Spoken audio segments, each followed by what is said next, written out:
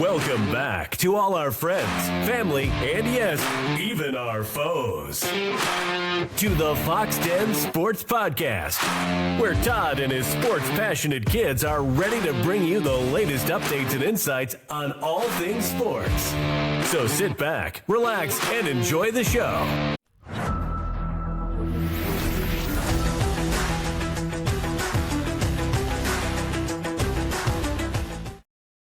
Welcome to the Foxx Den, where passion runs wild, takes run hotter, and the skulk rolls deep. I am the podfather, Todd Foxx, along with two of my sons, my oldest son, Kellen, who's slinging sharp takes like deep threes at the buzzer. Gannon, my youngest son, bringing next-level energy straight from the heart, all gas, no brakes. And you know him, you fear him, you love him, and some might hate him. It's the Den's enforcer, Clay Bench McDonald. He's rattling cages and dropping bombs like only he can. This is where stories get hunted, debates get savage, and the spirit of sports gets unleashed. This isn't just a podcast, it's a movement. So join the skulk and run with the Foxx Den. Let's get it, boys. How's everyone? Everyone good? Everyone fantastic? I'm excited. I'm happy, man. I'm so happy. I'm excited. I'm pumped up. You know why? Because the Oklahoma City Thunder going to the NBA Finals. Finally. First time since 2012. Looking for their first title here as an Oklahoma City team. I know they won back in 1979, back when they were the Seattle Supersonics. And you also have the Indiana Pacers, who have not been since 2000. And neither team has ever lifted the Larry O'Brien Trophy. So that's going to be an interesting thing there that's going to happen. Two small market teams, and we'll talk about this shortly, each built through smart trades, big draft day swings. And then one of them is 4 games away from history right now. So it's going to be awesome. This series is the culmination of years of patience, talent, and front office genius.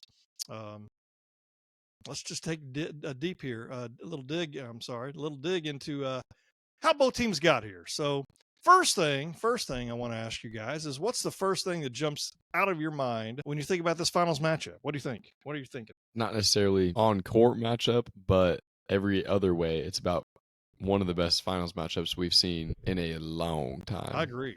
Because I don't give a single care about small markets. That doesn't make it any worse. If anything, I think it actually makes it better, because it's 2 teams that weren't going to attract big stars off of free agency. There's 0 corners you can cut when you're this small of a market to be able to reach this level of a team and a franchise. And both franchises did that, and they cut no corners and were very disciplined in their rebuilding to now reach this stage. So I think, in that sense, it's, like I said, not on the court, but every other way, it's one of the best finals matchups we've seen in a long time. I think for me, is like, let's compare it to NFL. Like, Cowboys fan, I want the Cowboys there every year. But then other than that, I always want, in the Super Bowl, I want some of the best teams or close to the best teams. I want a good game. And I don't want to be the same teams every year. Right. I mean, when it was, I know the Chiefs are running right now. I'm okay with that. I like them, but if they just keep going, it's kind of like the Patriots. I never really hated them, but you just was like, man, it'd be so cool to see somebody else different in there. Like, even when Tom Brady went to Tampa Bay, I was like, man, that'd be cool just to see if he could actually do it. That was exciting. So to me, that is what the narrative should be out there for just basketball fans is, man, it's somebody different. We don't have to watch these stinking Lakers all the time that buy their team. It's like the Yankees and Dodgers just buying their teams and putting them out there. Now we got somebody different. Perk said on ESPN this morning, he said, it is so refreshing to see 2 teams that built their teams the right way get rewarded for it. From the ground, too. Yes. That both of them were in, 3 seasons ago, had 20 wins, 20 plus, like 20, 25 wins. I think 22 and 21, I think, yeah. Right around there, yeah. And because we built it right. And so, it makes, obviously we want the Thunder to really win, but it's like, I'm not going to be furious if it's the Pacers. I'll be mad that it's not the Thunder, but it's like I don't hate the Pacers because they're doing things right. They got a good coach, they got a good organization. They just didn't buy their team. Kel, what about you? What are your thoughts? First initial thoughts. I mean, I agree. I think it's just exciting to see somebody different, whether you're a fan of these teams or not. They're just two complete teams. Like we're not seeing some like two superstars that teamed up during free agency, two or three of them. Like they're just full, complete teams built, like Clay said, built the right way. One thing that I find interesting is the coaching, how good these coaches are, but like their numbers didn't start out great. Like win wise, it was a rough couple of years, I know, for OKC. And the Pacers, like in 2022, 2023, had a combined 60 and 104 record. Yet both teams stuck with these coaches. I just hate seeing like coaches coach 2 years and get fired immediately. Like these guys, they gave them their time to build these teams up, and I think they're just two of the best coaches in the league right now. I know when Dagnall was first named as coach, I remember we were like, man, who is that? And how do you pronounce his name? It's a difficult name to pronounce. And I remember talking about it thinking, he'll be the guy that, what's that? Something you still don't know how to pronounce it. How do you pronounce it? Dagnall. Dagnall? What do I say? Dagnall? That's how you say it. That's how I say it. I'm just messing. Anyways. Whatever. Anyway. Dadgum, dude. Man, I lost train of thought, man. Don't do that to me. Dagnall when he came from G League. So when he first got here, I remember having the conversation that he would probably be here for the first couple of years, and then we'll get a successful coach to come in and take this team over to win a championship. And this guy's good. He's the best coach the Thunder have ever had.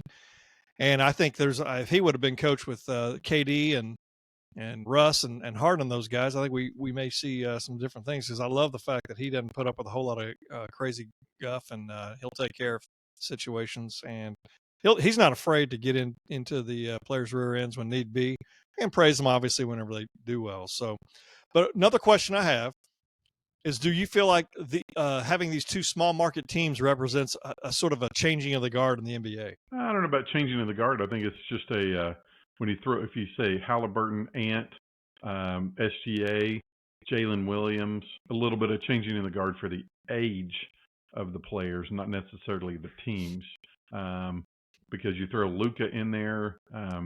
Those are some young players that those are the. I hate to use the word the face because that's been utilized, but I think those are the new up-and-coming people that are about to take over the league.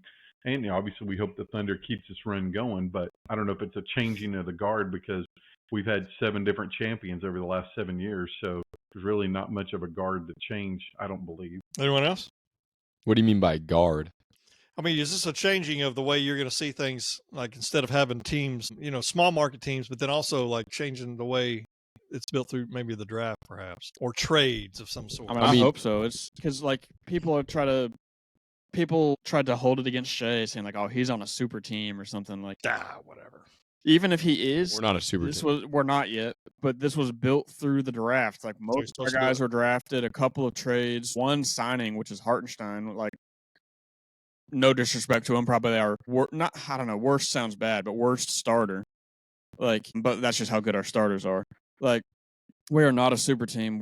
I hope that other teams kind of like just take the time to develop young players, really focus on the draft. Like, I don't know, didn't matter where we get our picks. Doesn't matter what number it is in the first or second round. We're gonna probably pick somebody that's gonna turn into somebody special. Well, and I think buying the super teams, I've seen it work twice. The Miami Heat and the Lakers in COVID. So a lot of people don't want to even count that. So that one was super weird. Not even the COVID reason, but just a really weird year. Like they weren't even that great of a team. Like they didn't have good shooting. There's a lot with that. No, yeah. But I don't even discount it because of the COVID part. But anyways, it was just such a shortened season. So yeah, it was weird. So other than that, none of these teams have worked. And so I think the biggest thing to me, I should have said this earlier, is the change is realize you got to have depth if you want to make it. And Oklahoma City got their depth because nobody ever throws in the fact that how many people we had hurt during the year. Mm-hmm. And with Chet, remember, Chet was out for 30 plus games. Hartenstein broke his wrist. Caruso couldn't even get any awards because he missed so many games. Dort was out for a while. Jalen Williams was out for a while. I think we would have had a run at the best record of all time if we were they did healthy. Not got hurt. SGA got lucky; he didn't get hurt. He set some games just for rest, but other than that, and then the Pacers are the same way. They go as deep as we do, and so I think that's maybe the new way. People may look at that and go, maybe this may be the way to win in the NBA is pay some of these 8th, 9th, and 10th players instead of getting 3 superstars, because it didn't work for Denver. Obviously didn't work at Dallas or Los Angeles. So, it'd be interesting to see what would have been like in Boston if Tatum hadn't gotten hurt. But they didn't necessarily go buy a bunch of players, but they just, obviously if we had lost SGA in the second round, we'd have been done. So Sure. That's a whole different thing for them. I think it should be a blueprint for teams, just because you have to be patient, like we've already talked about with the players and the coaches. Because obviously that trade for Shai was a jackpot, but there's been a number of players who we kind of thought might work out or might be a rotation player during these times, and you haven't heard their name in years. So it's like between let's say within 2 years of rebuilding, you have probably 20 players that you hope have some sort of role in the championship level play. And we honestly didn't have that many from our worst couple years. And then the couple of drafts with Chet, Giddey turning into Caruso, and then Williams and stuff like that. So, you have to be patient with the coaches and the players. Find kind of your one cornerstone piece, and then maybe 2 we got lucky with, honestly. Or not lucky, I wouldn't even say. We just got the right spots to get 3 of them. 1 main, and then 2 big cornerstone pieces around them. Mm-hmm. And that's what we were talking about before the podcast. It's not even comparable levels, but they both teams have the same idea of a foundation of they have their young offensive powered guard, and then they have just the right pieces around them. So it's pretty fascinating. Mm-hmm. Now, like I said, by no means should you compare them, because Shai is, I would say, miles ahead of them. Sure. But same blueprint. Well, before we get into the matchups, I do want to briefly touch real quick on how kind of we got here. I know for the Pacers in 2017, they traded Paul George to OKC. We traded them Victor Oladipo and Sabonis. How do you say his first name? Is it Domantas? Yeah. Domantas Sabonis. And then in 2022, they flipped Sabonis to the Kings for Tyrese Haliburton, Buddy Hield, and Tristan Thompson. And obviously Haliburton's now he's their engine. He's all-star floor general, leading them to the finals. And then for the Thunder, I'll never forget, you guys, Gannon, were getting ready to move here. And I think it was the day you guys were flying here for us to go look for a house the first time from North Carolina. Yes. And I remember waking up. I don't know if I was off that day or closing. I have no idea. But regardless, I woke up and looked at my phone, and there's just tons of just breaking news things that had happened throughout the night that I had no idea about Paul George being traded.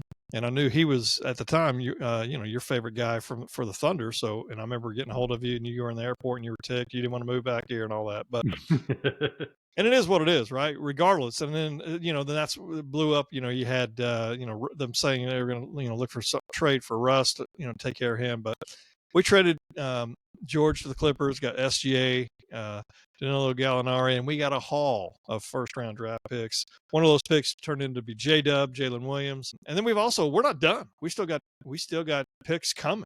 So what I want to say then is, do you guys think other teams are taking notes on our approach and Indiana's approach, and by trading a star for, like you said a minute ago, like a treasure chest of picks, young talent, depth, all that kind of stuff? Do you think folks are taking note of that? I don't know if they are, but they should. Yeah, 100%. Because if you have a player that year before, the last year he had with us was definitely the best year he had ever had, and if you can get almost a decade in advance of future buildup and you know you're not going to be a championship contender, absolutely go for it, because we weren't ever going to win a championship with that team.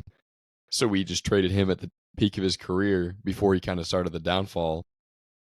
And it looks a lot better because he had a little bit of a harder fall. And then we had a little bit of a higher rise from that trade. But either way, it works out, yeah. Well, one thing I want to ask is, who do you think, other than SGA or Haliburton, who do you think are the most important players in this series? Lou Dort. Okay.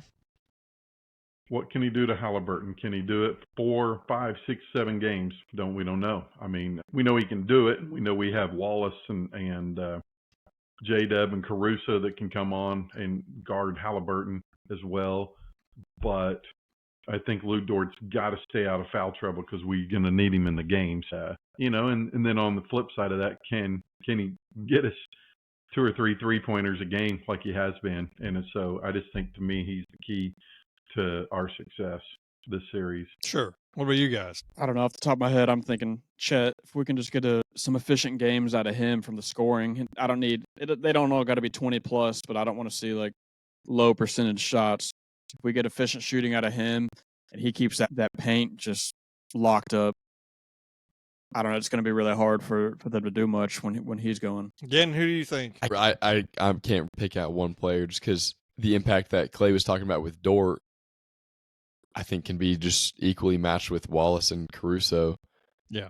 If we need it to be. And not to discount or discredit anything of him, but in my head, it's the entire team with how good their offense is. It's just going to take the whole team to slow them down. And I have full confidence we will.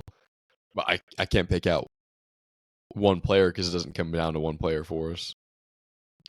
Well, do you guys think that, because there's Siakam's won a championship and as has Caruso, does that help either team, or those players? Does it give them that championship experience? Does that matter here in this situation?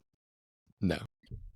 I don't think it's going to be game changing, but I do think Siakam could very well be their best player this whole series because he'll be more comfortable. But I think the way our team plays consistently, I love Caruso, but I think we're just cool, calm, and collective most of the time, and I don't think it's game changing. I don't think his experience is game changing. It's just his skills that are. Yeah. I don't even think there's any impact because, Siakam has been here, and he probably will be more comfortable, like you said, maybe mentally before game one. But with how uncomfortable we make their best players and their whole team, I think after one quarter, he's going to realize that it's not sweet. And New York was defending him well, but it's even that will look like paradise compared to what we're going to put him through. And I think even if he plays well, I think the big thing is making Haliburton uncomfortable. Once he starts turning the ball over, I think it's going to get in his head, and he's either going to shut down or he's going to try too hard to change the narrative, and then that's when we win that. Yeah, and we 100% will, because if you look at how we attacked Edwards, he's a much more aggressive and high-volume scorer, and that's what opens up their entire offense. And we even shut him down to where he would shoot six shots in the whole half. And so if you think about that, and then Haliburton already has games where he'll shoot 10 to 12 shots only, he's not going to have probably more than 3 shots a game that are comfortable shots for him if we do our defense right. So having Siakam, a player who is rough on the dribble, can't shoot, isn't fluid on his passing lanes, that's an easy shutdown for the whole team defense. And then Haliburton, his scoring isn't going to be efficient. I would expect, it might be in the 40s for the true shooting percentage after the series is said and done. Right. All that to say, I don't think that has a big impact, because we just, even if you have all the experience in the world, we make you uncomfortable. Yeah. Yeah, to answer your question, I think if between Caruso and Siakam, I'm going to give the edge to Caruso just because I think he's a way better leader than Siakam is.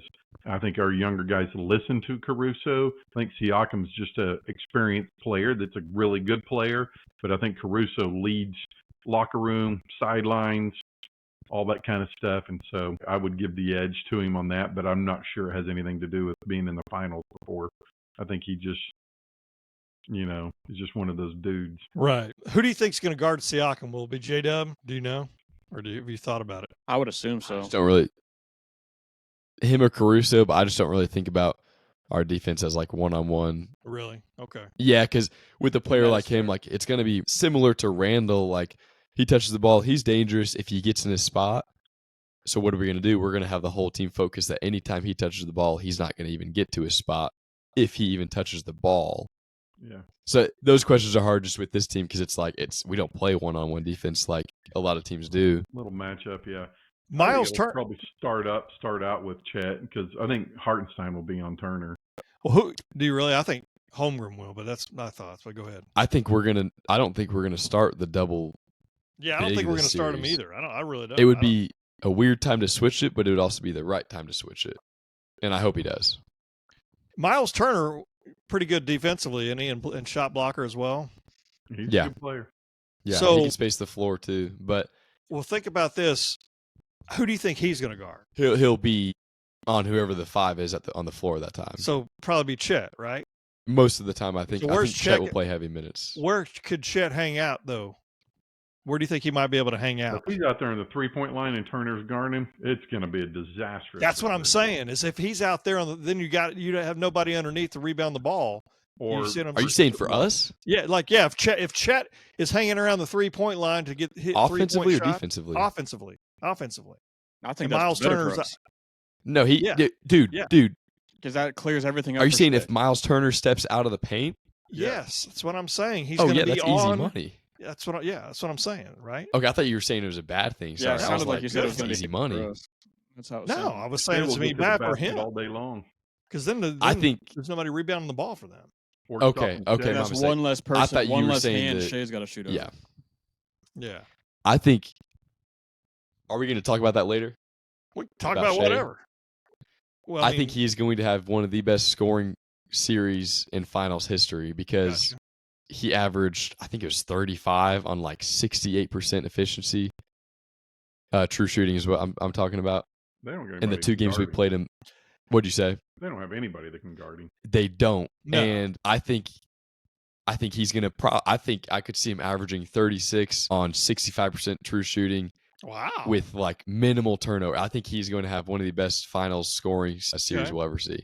It's going to be awesome. One guy that kind of I guess I don't want to say scares me, but he's been playing hot. Is that what is it? Neesmith? Aaron Man, Neesmith? Yeah, good He's been luck. playing I pretty mean, good, but You're right. He had You're that right. one He's game, good. but like, there's not a single player in the history that's going to have multiple games like that where you're shooting insane jumper threes. Like, that's why like it was a great game. Don't get me wrong, but it was kind of like when the Lakers shot like 18 for 20 on threes in the first half against us. Like it was like Yeah, crazy, and everybody but was you know like, they're never going to do that again. So it was like, but yeah. in my opinion, like it's not going to matter for Shai, but Nimhard, if that's how you say his name, he was locking up Brunson in game Doesn't matter. 5. Like, no, I'm not saying he's going to lock Shai up, but like I'm interested to see how that goes. It's That gonna matchup. be, I don't know. I think they're probably friends. I think they played together for Canada in the Olympics, and I'm pretty sure him and Dort You're probably knew right. each other before the league, but I don't know. It's gonna If So- we saw, go ahead. I would say if we saw any friendships against Denver, though, he still busted their chops. Oh yeah, no, he For doesn't. sure. He You're, doesn't care. And Yeah. his cousin. Plus Yeah. his cousin. yeah, you're right. Okay, a lot of He's- people. Yeah, On a side family. note, just on that, a lot of people were saying like trying to call him a trash player for this and that. I was Dude, like, that's basketball, man. 1,000%. Kobe or MJ would have done the exact same thing course if they they had would. that opportunity. That's a killer of it, mindset, man. and that's what you want in your star player. And Exactly.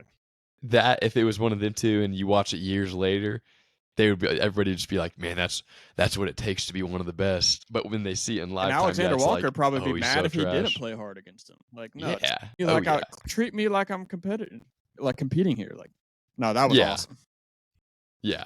So real quick, I want to go over a little bit of statistical showdown. The Thunder have the top-ranked playoff defense. I mean, they forced average of 18 turnovers a game. That's led to approximately right around 24 points a game. They're plus 85 turnover differential in the playoffs. Indiana's got the second in the regular season offensive rating. They led in assist to turnover ratio and true shooting percentage, and they improved to 9th in defensive rating post December. So I think I know the answer to this because I'm going to say it, but how crucial is the turnover battle in this series? You got a team that forces a lot of turnovers, and you got another team that doesn't really turn over the ball in the Pacers. How crucial is it going to be in the series? And can Haliburton maintain efficiency against the Thunder's defense? I think it's going to hold a lot. I think it's going to be very crucial because if he starts turning the ball over and that's uncharacteristic for him, he's going to get in his head. He's going to get nervous. And like I said earlier, he's either going to try really hard to change that or he's going to shut down to try not to make mistakes. On the opposite end, if we don't turn the ball over, I still think we'll be fine. Or if we don't force turnovers, I still think we can be fine because our offense is still incredible. But I think it'll definitely change the pace of our typical game. But we're also like Dagnall at halftime comes in and makes the most incredible adjustments. Like whether we're forcing turnovers or not, he'll be like, "All right, this is what you need to do coming in the second, third quarter." Like I think it will be crucial, but I think it's more crucial for them to try to protect the ball than it is for us to sweat trying to force the turnovers. Well, I've got here's some keys to victory. The Thunder, they need to maintain defensive intensity and force turnovers, capitalize on transition opportunities, and leverage home court advantage. 35-6 during the regular season. How many playoff games did we just lose that one to Denver? Yes. In the playoffs? Yeah, we just lost the one to Denver. We gave that away. So. Yeah, we did. It's not worth it now, I guess. But I saw this stat. Basically, it was like home game point differential, and we are historically good in this playoff series, even though we lost that, obviously, game one against Denver. Sure, definitely. So, yeah. If I'm the Indiana Pacers, I just want to make sure I protect the ball to limit fast breaks from the Thunder side, ensure Haliburton controls the game and the game's tempo, and get significant contributions from their bench. So how can the Pacers exploit the Thunder's defense? How do you think they can do that? Or can they? I would say, and really quick, I found the stat, we're plus 221 in 9 games. Christmas. And the second best is Boston in 2008, who was plus 195 in 14 games. So they had 5 more games and had 26 less points of a point differential. And I think that is unreal because at the end of the series, it could be in the 300s. We also kind of got blown out 2 of those games. So what did we lose? At home? Oh, are you talking just at, that's just at homes? Yeah, sorry, yeah, at home. At home, yeah. The number one thing they need to do other than turnovers is just hit their open threes. We do give up. If we have double big out, we're going to give up a lot of open threes. If we only have one big, it's a different story. Yeah, but corner threes, if we have 2 bigs, they have to hit those. And we saw that in Minnesota. That's the only reason game 4 was even competitive is because they were lining us up from the corner, and we just kept letting them shoot it. Now, if we don't have double big, there's nothing that they could do. There really isn't. What about Thunder-wise? I mean, is it basically just execute what they've been executing all year long, and that's what we want to do? Don't do anything different. Just consistency. That's put the pressure on and make Haliburton uncomfortable. Yeah. And I saw some people, they're trying to overcorrect things that haven't even happened yet to like play to Indiana's game. And I'm thinking I think the major switch is to only start one big and not really run the double big ever. But that's the only switch I really think we should make. Other than that, I say we let them adapt to us because we're the better team and we can exploit more. I wouldn't be shocked if they just start with the double big just because they've done that for so long, because it could be a massive advantage offensively. We'll see how that goes, like how they guard us on that. So that could be something we give up, just to see. So I think it'll be toyed with for sure, but I agree. It could be stopping the perimeter, maybe their number one key. If that's the key, then we'll know game 1 what the game plan is. It's just crazy to think that he has 11 players. Maybe he could even throw in 12 that we could play, because I think Kendrick Williams will probably get a lot of time like he did last series. I think when you asked the major adjustment, the biggest thing I was number one concerned about with Minnesota was, can we beat a zone defense? Well, for one, their zone defense wasn't as good as Denver, but we did terrible against Denver until that final game. So I think we figured that out. So that is going to just, because Indiana's got length, their arms or wingspans are huge, and so I could see them. They're going to try it and try some different zone defenses, but I think we've figured that out, is get it down there, and they call it the dunk corner, which I've never heard that before until this series, but that's where I think the double bigs come in. Just turn around and just launch it to Hartenstein, and he dunks it, or Chet. And they had Caruso mic'd up, and so one of the things he goes, every time we get it to the middle of the zone, they can't stop us. I was like, thank you. That's exactly right. Because then Caruso was running in there, turning around, or Wallace, remember how little they were jumper, throwing it, dunking it, or shooting it from free throw lane, and you can't stop it because Gobert couldn't step up and do it. So I don't know how Indiana would be able to guard that. So that was the only thing I was concerned about offensively, is because our 3-point shooting has not been very good in the playoffs. It would, if we win this, it'll be the worst 3-point shooting team since like the modern era came about, which I thought was hilarious. Really? Say that again. What'd you playoffs? Say? Yes, it would be the worst 3-point shooting team in modern NBA to win a championship if we win this. Wow. Now, modern is a little subjective on when you'd say. I would say early 2010s, the last 15 years. Well, yeah, daggum Seth Curry, man. I mean, him and Klay Thompson lighting it up back in the day. Yeah. Yeah. All right, so here we're going to go kind of a little bit of a lightning round. There's 3 questions that are going to be in this thing, and we'll go best looking to ugliest, and I'll be first. So I'm just kidding. No, we'll go youngest. We'll go youngest to oldest. But here's the 3 questions. I want to know who wins the series and in how many games. Who is your finals MVP pick? And then who is the X factor in this matchup? Thunder, I think we win it in 5. I think it goes the same pattern as the previous series. We'll be up 2, lose game 3, and everybody be freaking out, and then we win 4-1. Shai, finals MVP. Like I said, I think he'll have historic scoring numbers, but that will also just lead to an overall historic performance on both ends. And the X factor in the whole series, is that what you said? Not either team? Yeah, not one team or the other? Who's the X factor? I mean, I think it's got to be Haliburton. He's got to be a more aggressive scorer than he ever has been since he's gotten into the NBA, and I don't know how he's going to do that in this series, while also being the most efficient on the assist. Well, I wouldn't say assist turnover ratio, but just not turning the ball over. And he's a very smart player, but like I said, he's going to have to be a more aggressive scorer than he's ever been. I don't think that's going to happen. But if he somehow did, I think then it would be a matchup. But he has to be perfect for 44 minutes a game for them to have any shot. And I don't think it's going to happen. Dog? OKC in 5, same as Gannon. We'll probably lose game 3 because that just seems to be the way the script is right now. Obvious answer is SGA for finals MVP. However, if somebody else wins it on our team, that just means we probably won in 4 and somebody went insane. He's going to be fine. And I hope he wins it, but I don't mind it. If somebody else goes crazy, I will not mind it if somebody else wins it because, again, that just shows how good our team is. X factor, I mean, I agree with Gannon's Haliburton take, but I would maybe say Dort right now because if his defense locks up, Haliburton shuts him down. And if he hits 3 out of 5 threes, like that's a fantastic game for him. Like that, I think he can change the game from close to blowout alone. Bench? I've been a little trying not to put on my Thunder glasses, but being 26-1 and 26-1 against the Eastern Conference, 2-0 against the Pacers, 4-0 against the Pacers and Knicks. We're a better team. I mean, I thought Minnesota was going to give us a little more problems than they did. I think Minnesota's better than Indiana, but man, it is the NBA Finals.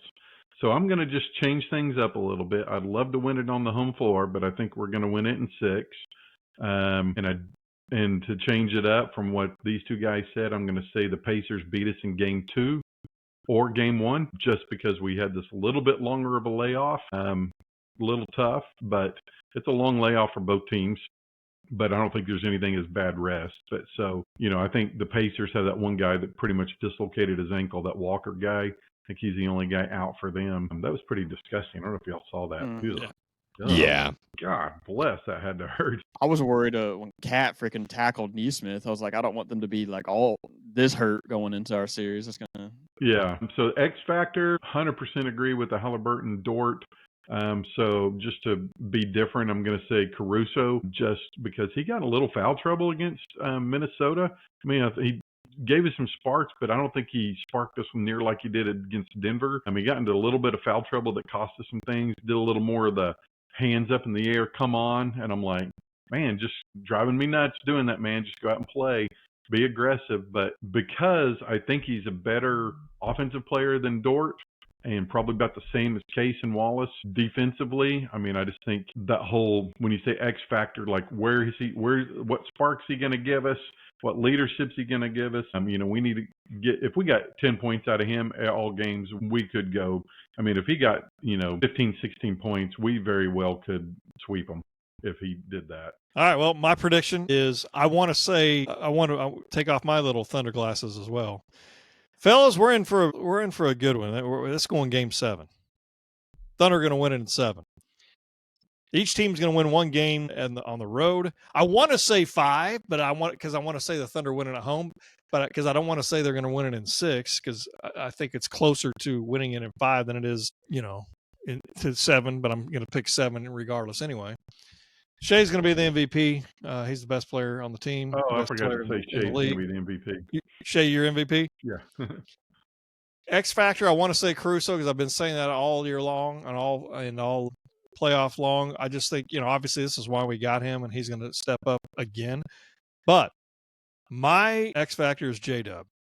This guy has the chance to, if he has the kind of series he had against Minnesota, and you have all these people that are, I shouldn't say, like, people are saying, hey, they didn't really have a number 2 and all this kind of stuff, because he had a rough series against Denver. He did, and especially Game 6, but Game 7 turned around, and then Simpson has done it. If he can take a little bit of that pressure off of Shai, I'm telling you, man, I mean, we're going to win it in 5 then, but I'm just going to say 7 just because it's the NBA Finals. And I want to see. I'd rather go 6. I want it to be 6. Well, shit, I'd rather be sweet, but that's just my thoughts. I don't know where I'm at, but hey, I'm kind of all over the place. I could edit it out and say I said Game 5, but go ahead. I gotta ask. Just I don't know how you think we're going to lose any games at home, either one of you guys, because we are seeing the energy. Maybe historically the best home team in playoff history. And I'm just curious because I'm like, the energy that these guys have, Indiana is good too. And I'm not saying ours isn't and our fans aren't. I'm just saying it's just if they're hitting the 3-point shot like they have been and hitting those corner threes or whatever, I mean, I think it's going to be difficult. I don't think it's going to be as easy as some people may or may not think. But I just have this weird, like, I've been watching them, and I'm concerned. I'm not going to lie. I still think we're the better team. I think we're going to win. I think there's going to be at least unfortunately, I think there's going to be a game, kind of like that Denver game, where we have it wrapped up or should win the game, and then somehow, some way they win it at the end. They did the damn thing to Minnesota twice in games 1 and 2, or against New York twice, games 1 and 2. That is the New York Knicks. I don't disagree. That's just my opinion. So don't hate me for it. Fair enough. All right. Well, here's some questions. Fun questions. All right. You guys ready? I want you guys to tell me your top, absolutely the best cheesy food. What's your favorite cheesy food? Tell me what you got. I don't think you could beat just a good old pizza. Okay. Good old cheesy pizza. Deep dish or what? Doesn't matter. Deep dish, thin crust, I don't care. Any. If it's made correctly, it's going to be good. Dan and Clay?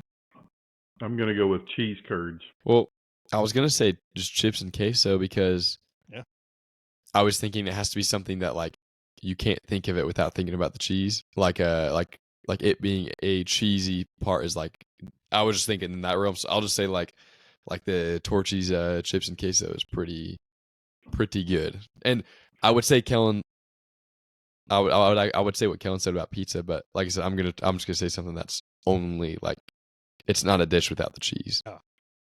Well, I will tell you my favorite would be, I mean, there's so many daggone ones, and I'm going to go through a list here in just a second. Well, you know what? I'm going to go through, what you don't want me to go through a list? I'm going to go through a list. Again, is shaking his head. Why would you not want to go through a list? You're the only guy to ever, never mind. Give a list? I'm the only guy in the history of the world that gave a just name. Just like the time to make a list. Just like the jersey numbers. Well, no, I'm giving you a list of what I pulled up, and then I'm going to give you what my number one is of all these. Okay, that's fair. That's fair. Cheese and crackers on a platter. No. Spinach and cheese dip. No. Cheesy scallop potatoes. No. What? Cheese omelet. Oh, okay. That's the first one that I could even no. Still hear, and still no. Pimento cheese dip. Baked brie with Absolutely. jam. All these things could be good, but this is not what I'm thinking of when I'm thinking of a cheesy treat. How about you guys let me finish? How about At that? least it is only cheesy things. Yeah. Chili cheese dogs. Cheese enchiladas. It's chili though. I should have said. That's not bad. Should have Cheese said enchiladas is good. cheese enchilada. Yeah. I should have said Quesadilla. Johnny's Theta burger with cheese, but I'm not going to. Philly cheesesteak. Overrated. Nachos with cheese. Yeah. Yeah, Garrett's that's a good favorite. one. That's a good one. Cheese fondue. Where's my Ooh. fondue? Cheese stuffed crust pizza. Really? Cheesy garlic bread. Cheese fries. I like cheese fries. Ooh, cheese tots aren't a bad guess either. Mozzarella sticks. Yep. That would have been my second. Those ones that we used. What were those ones we used to get from Shorty Shorty Smalls. Smalls? Man, those are big old suckers. Oh, yeah. Sonics Anyway. are good too. Queso Yeah, dip. sounds pretty good. Just a good old cheeseburger, grilled cheese sandwich, pizza. Ooh, underrated.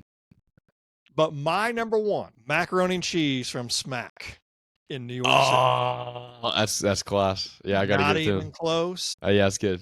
That's Not good. even 'Cause close. it's It is not the a best. dish without the cheese, It's not a dish. and it is Without the cheese. phenomenal. It's fantastic, man. Like that makes you want to go slap somebody upside the head. I'm not Man, gonna tell you that's who, it. but yeah, and go slap somebody. Yeah, that's a good one. You know what I mean? Oh, I know what you mean. I like cutting the cheese too. I guarantee you do. That's why you're dropping bombs like nobody ever seen. So It's not my favorite joke though. let me ask you this: what's the most underrated cheesy food that deserves a little bit more love? Tacos. You get some good cheese on a taco. Gotta get a lot of Game cheese. changing. I mean, it's still going with again. It's predominantly cheese. Like, Yeah, you're right. That I will doesn't- say a good like charcuterie board with the little meats, crackers, and cheeses, like a good selection of cheese, is good. But Yeah. I'd say it's underrated, but it's still not compared to any of the options. It doesn't compare to queso, curds, pizza, or mac and cheese. Like, I think the most underrated is grilled cheese, Yeah. I A see. good I grilled was cheese. thinking that just because it's like tomato soup. the old classic. Who on the Foxx Den would win a cheese eating contest? probably me. I think I could beat you guys, all you guys, in any type of eating contest. I'll tell you another underrated so? one. I just thought string cheese. Not Yeah. bad. Not a fan. Yeah, I can eat cheese. I don't think I could win any contest. Yeah, I wouldn't be able to win a Cheese. contest. I think I'd have this thing You wrapped ever wonder up why they say pretty cheese to quickly. smile? What You got to about wrap it up. Okay, I'm gonna wrap it up. Hold on. what about Tito's? One person out of us four that could eat all 20 of those items. Who would it be? I mean, it'd be you or Kellen, probably, right? I have no idea. So I'm asking. You don't think Yeah. Banch could do it? Banch, I back could. in the day, Banch could put some cheese away. Maybe I'm back thinking in the curd. day. I'm not I thinking mean, prime here's the bench. different thing. If you gave me 20 days to eat it, yeah, but not all at once. No, I couldn't do it all at once. In your prime, Like could in you one have? meal. Days, yeah. Be in trouble. But wouldn't yeah, I'd eat every one of those things you mentioned. That's what I'm saying. I'm talking right now. I think I sweep the floor, but I'm not talking about you guys in your prime. you? Sweep the floor. No shot. Prime. Who's talking to? Hey, The Wednesday. guy who taught you how to eat, man. Yeah, Wednesday. You choose whatever Dude, you that want was to a eat. cheesy line. Whatever you want to eat. Johnny's Burgers, little Dados, Mott Sticks. I don't care. I don't want to be sick for the wedding. So everybody knows Garrett's getting I'll do it and I married won't be this sick. Saturday. And thank you to Gannon- him for planning that around the NBA Finals. Yeah, thank you, Garrett. He did not have any faith in the Thunder. And the first thing we did was look at the list whenever he put the date and see what games were being played. Luckily, there's no game, I don't believe, on that night, correct? Am I wrong or am I right? Thursday, Sunday. Correct. You're correct. Right. That's why I made sure. But yeah, Garrett's getting married. He won't obviously be on the podcast next week, I don't think, on a Sunday I morning. won't either. No shot. You won't? What's going on? It's gonna be just me and Banch? Anyway, it's all good. But yeah, we've got a lot going on here in the Fox household in the next several days. So I got you, dog. welcome Sydney Grace to the family here soon. Where are We've they known going on her their since she was honeymoon? a little child. The That's DR. that's classified, man. Oh. You know, All right. he's Piedmont. Garrett's one of those guys out there that, he gets a lot of paparazzi and all that kind of stuff, and he's trying to keep it a little bit Going to little St. bit Louis under wraps. or Joplin. Yeah. Well, I'll just tell everybody that's a wrap for the episode of the Foxx Den. Remember, this isn't just a podcast, it's a movement. I want to remind everybody that iron sharpens iron. Please stay safe, be savage and not average, and remember to join the Skulk. And Kellen, what else am I missing? Stay thirsty, my friends. Stay thirsty, my friends, and let's watch some great basketball. Until next time, goodbye, everybody. Sooner softball. Boomer. Boomer Sooner. That lasted a while, man. How long was that thing?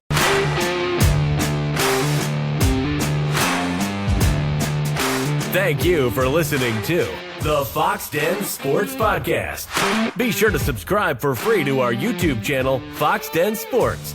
And also follow us on Instagram and Twitter at Foxx Den Sports and on Facebook at Foxx Den Sports Podcast. You can also email us at foxdensports@yahoo.com. This has been Foxx Den Sports.